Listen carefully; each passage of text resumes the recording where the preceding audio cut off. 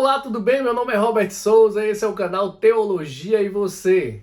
Quero dizer que sejam muito bem-vindos e já vou logo pedindo a você, curta, dê um like aí, compartilhe, tá bom? Esse vídeo é muito legal, vai ser muito interessante. Nós iremos falar sobre o livro de Enoque, o pai dos apocalipses.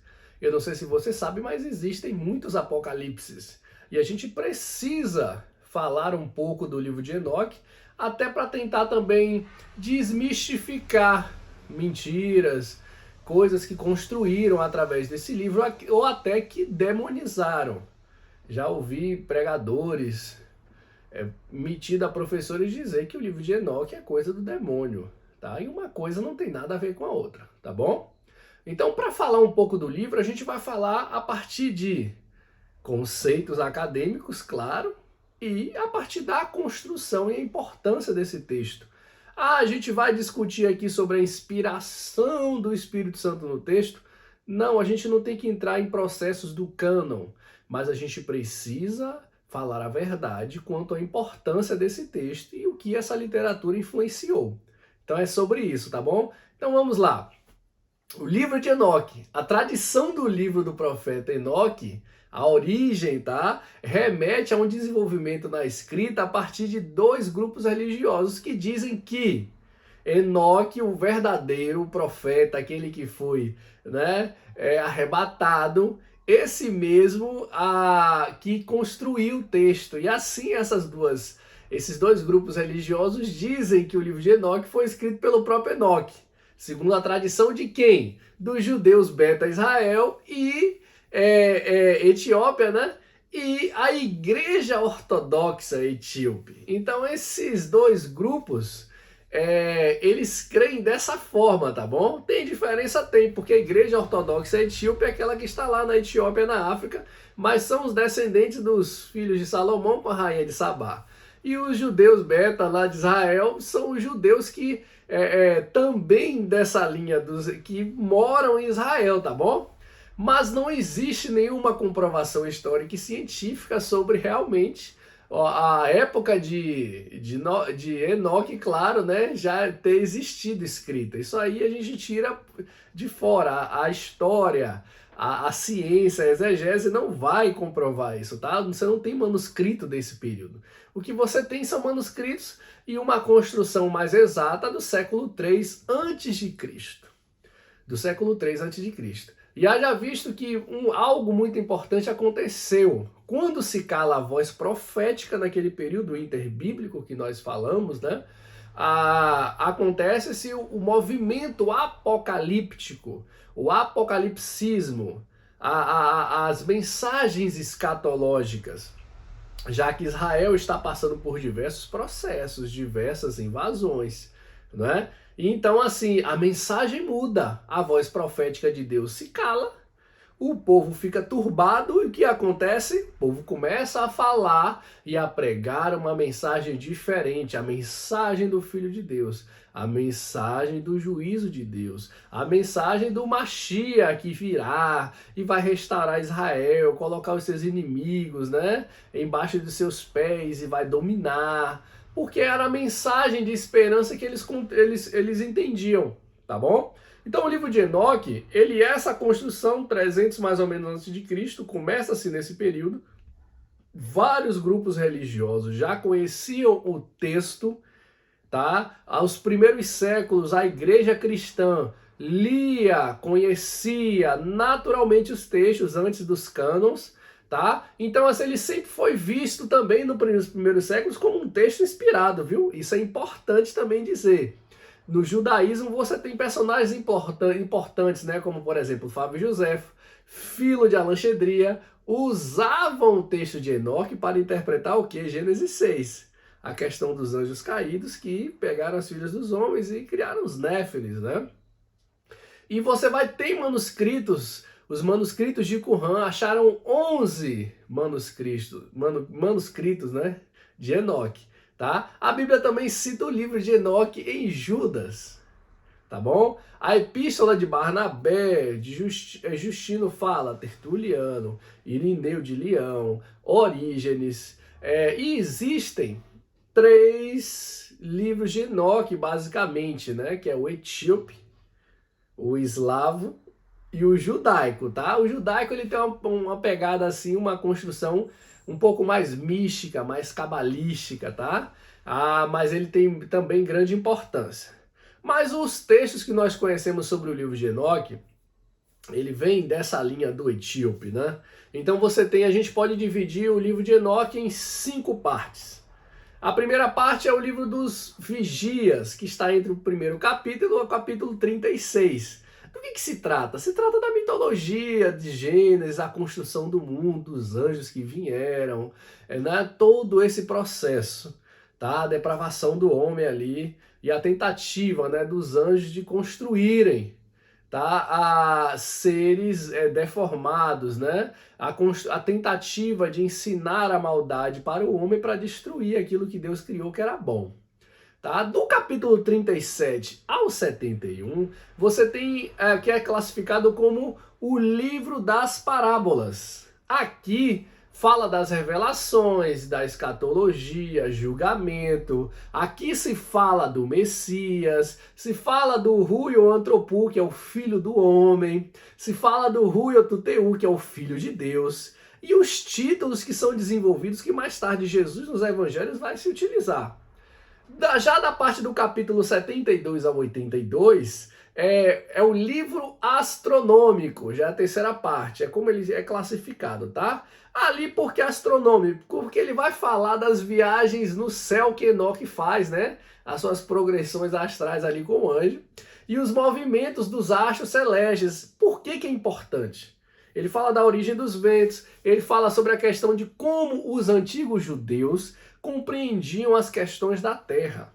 E isso é muito importante, porque você tem que aprender a ler o texto conforme a estrutura de seu tempo. E não com a ótica de mundo que você tem hoje, que é o certo, que é o errado, que não é assim, que é pecado, que tal. Não, aprenda a ler o texto de acordo com a estrutura da época, de acordo com como era a visão do período, sem julgamentos, tá? Na parte 4, que a gente pode falar que é a quarta parte do livro de Enoque, você tem, do capítulo 83 a 90, o livro dos sonhos. Do que se trata? Se trata dessas visões, tá? Dos oráculos, do julgamento final, fala-se mais do Messias e fala-se do milênio. A quinta parte agora, que é do capítulo 91 ao 108, você tem um processo do julgamento final, o julgamento dos anjos caídos, o juízo final, e também tem um apêndice, um resumo, né, da história de Noé, tá? Então perceba que um livro apocalíptico tão antigo quanto esse, ele tem uma influência enorme na construção da literatura joanina e dos outros apocalipses também. Isso é importantíssimo dizer. A gente não pode negociar isso, porque todo esse processo de juízo final, anjo caído, juízo, etc. e tal, isso é desenho da apocalíptica. Isso não é desenho do Antigo Testamento, dos canônicos que nós conhecemos. Tá bom? Se você procurar nos canônicos ali do Antigo Testamento, você não vê a mensagem do Jesus, o Filho de Deus, o Filho do Homem. Tá? As coisas são um pouco diferenciadas. E o livro de Enoque, ele é muito bem visto e respeitado como uma grande obra de valor no contexto judaico. Os essênios tinham esse texto na cabeceira de sua cama, tá? E é de longe considerado pelos acadêmicos, tá? Como a maior obra apocalíptica, possui a maior relevância na questão das tradições, tá? Isso é importante falar. O texto, pelo nome, né, a figura bíblica já possui uma autoridade, uma revelação superior a Moisés, né? Que é Enoque, tá? Porque Enoque andou com Deus e chegou um tempo que Deus o amou e levou para si, tá? Ele goza de grande conceito da literatura rabínica, tá? Judaico e cristã. E é uma das fontes mais importantes da teologia. Não tem como você negar ou criar uma negativa sobre isso. O que se faz é que são religiosos, normalmente neopentecostais, gente ignorante, gente sem conhecimento de teologia, sem conhecimento histórico, sociocultural, aí pega esse texto e demoniza. Mas isso é coisa de sabe? De gente que não é preferível nem criar um adjetivo para ele. Outro ponto é alguns judeus que tem no YouTube, como aquele do canal Contraste, por exemplo. Diz que é um livro falso. Por quê? Por que os judeus ortodoxos adoram fazer isso? Porque Apocalipse para eles é algo que eles não suportam. Por quê? Porque fala de céu e de inferno. Eles não suportam a ideia do inferno. Eles não suportam a ideia de citar o Messias e correlacioná-lo a Jesus que voltará. Eles não suportam a ideia da mensagem do Filho do Homem, o Filho de Deus, o julgamento final, porque nenhum deles admitem que vão para o inferno. Porque para eles não existe isso. Tá? Então eles vão pegar todo o texto apocalíptico, não só o de Enoque como outros, e vão querer dizer que é tudo falso, que não tem nenhum tipo de influência para eles. Mas é mentira. É mentira. É só algo que eles querem passar por cima, porque eles querem viver a vida deles da forma deles e acham que Hashem, no final, se nessa vida não der certo, eles reencarnam de novo. E na próxima reencarnação, né, eles vão levando a vida e vai dar certo. É assim como eles compreendem, mas a escatologia não fala disso. A escatologia fala que você vai ser julgado pelas suas obras, né? Então não adianta ficar procurando muito pano de fundo, tá bom? Então a origem, nós já falamos sobre a origem. O texto de Enoque foi preservado na versão Enoque Etíope, como nós falamos aqui. É um grande best-seller. Não tem jeito. As tradições se constituem, a questão dos escritos, são mais de 57 relevantes na Apocalipse judaico. Mas o livro de Enoque é o livro que é o best-seller. Nem o Apocalipse de João tem essa estrutura best-seller como o de Enoque no contexto geral, para os judeus, cristãos e todo o mundo oriental, tá bom? Então o texto foi preservado, tá? A visão, o texto fala de uma visão de um sonho revelador. Aprenda uma coisa, toda a literatura apocalíptica, não importa se é Apocalipse de João, o livro de Enoque, o de Baruque, o de Sofonias, o de Elias, etc e tal, você sempre vai ter elementos principais que caracterizam a literatura apocalíptica, que são as visões que os profetas recebem, os oráculos. Perceba que Enoque, ele recebe um oráculo. Capítulo 15, verso 1, e ele tomou a palavra e falou comigo, e eu prestei atenção à sua voz. Não temas, Enoque, homem honesto, escriba da justiça. Se você for analisar Apocalipse, capítulo 1, versículo 1, o de João, você vai ver que também que Jesus envia um anjo para que o anjo conte todas as coisas a João. E isso acontece com todos os apocalipses. Para quem não sabe e não conhece, aqui está o meu livro, breve vai estar na Amazon, tá? Ó, compreendendo a literatura apocalíptica judaico-cristã e a universalidade de seus elementos escatológicos. Aqui eu trato sobre a compreensão no contexto geral do que é apocalíptica, do que é os elementos universais que em todos os apocalipses você vai ter. E quando você lê os outros apocalipses, depois você volta para o Apocalipse de João, aquele que está na nossa Bíblia, você vê o mundo com outros olhos. Você olha assim, nossa, João realmente já conhecia os outros textos. Ele recebe uma revelação? Recebe. Mas muita coisa que tem lá já está nos outros textos também. Porque todos falam uma língua só quanto à questão disso, tá bom? Aqui eu vou tratar muito sobre as questões da literatura pseudomínia, tá? Os pseudoepígrafos e a apocrificidade. Eu vou falar de cânones, eu vou falar de coisas mais complicadas, mas para mostrar a vocês que esses textos também eles foram alvos de preconceito para alguns cânones. E se a gente perguntar, mas o livro de Enoque, ele está em algum cânon? Sim, da Bíblia da Igreja Etíope Ortodoxa. Para os ortodoxos, o judeu e o etíope, o cânon na Bíblia deles talvez tenham livros, tá? Então eles creem sim que o texto é inspirado. Para nós, protestantes, que vemos de um cânon europeu um pouco mais complicado, inclusive que Lutero, se fosse por ele, tiraria Hebreus, Tiago, Pedro, Judas, todos os textos que têm uma direção explicitamente judaica, por ele tinha tirado também, porque ele não suportava judeu. Então, quando você estuda a questão dos cânones, você vai ver que ele também vai ser alvo e vai ser elemento dos seus construtores também, da organização dos textos. Ah, o Espírito Santo, claro, está no processo, mas também existe a mão humana em algumas coisas, tá? E mais uma vez, não estou aqui defendendo, dizendo que o livro de Enoque é um livro inspirado pelo Espírito Santo. Eu não entro nesse assunto, eu estou te ensinando sobre o livro, tá? Existe um porta-voz angelical? Sim, em qualquer escatologia. O livro de Enoque, o livro dos anjos, após todos os atos profanos realizados pelos anjos rebeldes, no capítulo 9, né? Existe uma grande comissão de anjos superiores, que o livro de Enoque já fala, que é Miguel, Uriel, Rafael e Gabriel. Esses sentinelas aí, eles percebem as misérias que os anjos caídos, que abandonaram seus cargos, como Judas diz, vêm para a terra, bagunçar, né? Pegar as filhas dos homens. E ali, o livro de Enoque, no capítulo 10:1, vai dizer: então o Altíssimo, o Santo, o Grande, tomou a palavra e enviou Uriel, filho de Lameque, com a ordem seguinte: diz-me o nome, esconde-te e anuncia o fim próximo. E o livro de Enoque fala de sujeitos, os 7 anjos vigilantes, que estão acompanhando todo o processo.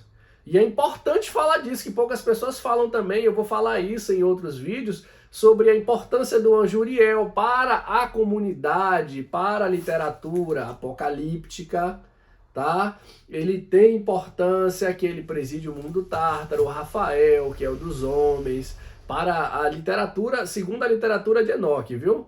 A Raguel, que é o anjo que exerce a vingança no mundo das luzes. O Miguel, que é o anjo que estabelece sobre os homens, né, sobre o povo de Israel.